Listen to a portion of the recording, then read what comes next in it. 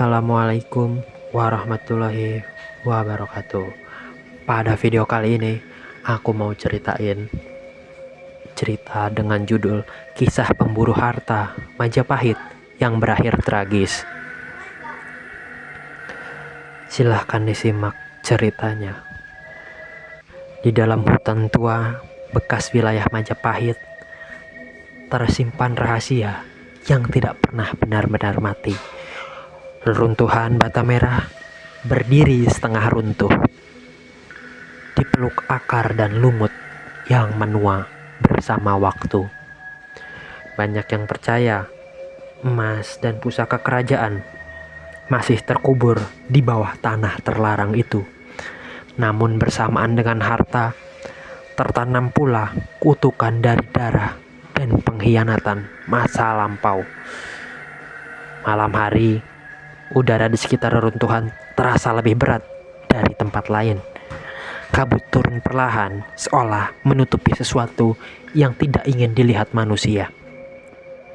Suara langkah yang sering terdengar tanpa adanya wujud mengitari tanah yang diganggu. Angin membawa bisikan yang tidak bisa dipahami, namun terasa mengancam. Setiap orang yang datang dengan niat serakah merasakan dada sesak tanpa sebab. Seolah-olah tanah itu sendiri menolak untuk disentuh dan mengingatkan agar tidak dilanggar. Keinginan menemukan harta terpendam sering muncul dari bisikan cerita lama yang diwariskan diam-diam. Janji kekayaan membuat larangan leluhur terasa tidak berarti. Langkah kaki memasuki hutan dilakukan tanpa izin dan tanpa ritual. Tanah yang diinjak terasa dingin meski malam tidak diguyur hujan. Pohon-pohon jati berdiri rapat seperti barisan penjaga bisu. Suara serangga malam terdengar lebih menyaring dari biasanya. Setiap hembusan angin membawa aroma tanah basah dan besi tua. Perasaan diawasi semakin kuat seiring langkah yang dipaksakan. Akal sehat perlahan dikalahkan oleh ambisi. Hutan itu seakan menutup jalan pulang tanpa disadari.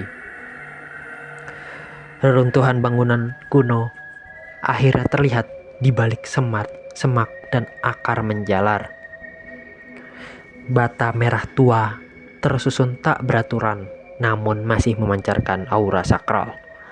Beberapa bagian lantai batu terdengar kosong saat diketuk. Keyakinan akan ruang tersembunyi tumbuh semakin kuat. Tanah mulai digali dengan tangan dan alat seadanya. Setiap hentakan terasa berat, seolah ditahan sesuatu dari dalam.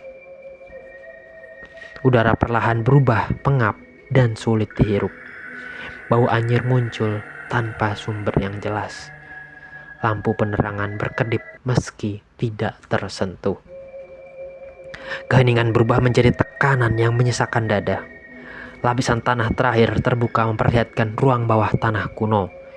Di dalamnya tersimpan peti-peti kayu lapuk berisi koin dan perhiasan emas.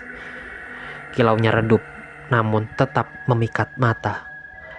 Bersamaan dengan itu, hawa dingin menyebar ke seluruh ruangan. Dinding batu menghitam seperti bekas terbakar. Ukiran simbol kuno tampak seperti wajah-wajah menderita. Suara desahan panjang terdengar dari arah lantai. Tanah bergetar seolah merespon gangguan. Bayangan di dinding bergerak tidak wajar. Rasa takut itu mulai menggerogoti keyakinan yang tersisa. Emas diangkat satu persatu dengan tangan yang mulai gemetar. Benda-benda itu terasa lebih berat dari seharusnya. Suara lirih seperti ratapan terdengar mengisi ruang sempit. Udara semakin dingin hingga menusuk tulang. Dari sudut ruangan muncul bayangan tinggi tanpa bentuk jelas. Sosok itu melayang perlahan tanpa menyentuh tanah. Cahaya lampu meredup hingga hampir padam. Napas terasa sesak dan dada semakin sesak. Keringat dingin mengalir tanpa henti, dan kesadaran akan kesalahan muncul terlambat. Bayangan lain mulai bermunculan dari dinding lantai. Wajah mereka kabur namun memancarkan penderitaan mendalam.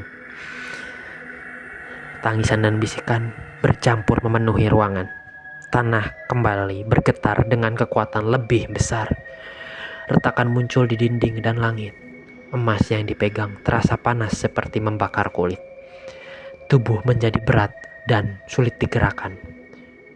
Kaki terasa menempel kuat di lantai batu.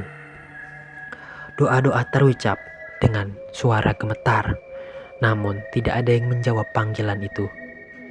Getaran mendadak berhenti dan digantikan kesunyian mencekam. Sosok-sosok itu menghilang tanpa jejak. Lampu kembali menyala dengan cahaya redup. Namun jalan keluar telah tertutup runtuhan tanah. Usaha menggali kembali tidak membuahkan hasil.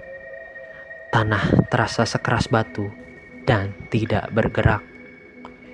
Udara semakin menipis seiring waktu berjalan. Kepala terasa ringan dan pandangan mulai kabur. Detak jantung terasa semakin lambat. Harapan perlahan menghilang bersama kesadaran. Di luar reruntuhan, hutan kembali sunyi seperti tidak pernah terganggu. Pagi datang tanpa membawa perubahan apapun. Burung-burung enggan mendekati area candi kecil itu. Dan beberapa hari kemudian, bau busuk tercium dari dalam tanah. Tidak ada yang berani menggali ataupun mendekat ke area tersebut. Pada malam hari, sering terdengar rintihan dari bawah tanah. Kadang disertai suara logam bergesekan pelan. Malam hari kadang disertai lampu rumah warga meredup saat suara itu muncul. Dan pintu jendela segera ditutup rapat. Pada akhirnya, doa menjadi satu-satunya perlindungan mereka. Ritual penenang akhirnya dilakukan oleh para tetua desa. Sesaji diletakkan di tepi hutan dengan doa yang panjang. Permohonan dipanjatkan agar arwah yang terganggu kembali tenang. Kawasan reruntuhan ditetapkan sebagai wilayah terlarang. Larangan keras disampaikan kepada generasi berikutnya. Cerita tragis itu dijadikan peringatan turun-temurun bahwa tidak semua harta boleh dimiliki. Setiap peninggalan memiliki harga yang tidak selalu terlihat. Keserakahan membuka jalan menuju petaka, dan penyesalan selalu datang di paling akhir.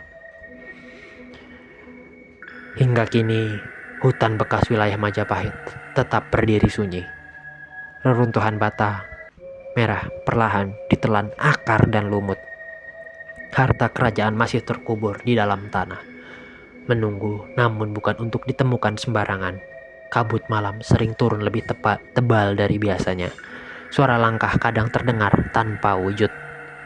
Angin membawa bisikan sejarah yang kelam. Kisah ini terus diceritakan sebagai peringatan bahwa tidak semua warisan masa lalu harus diambil. Sebagian harus tetap dikubur bersama kutukannya. Sekian cerita dari saya.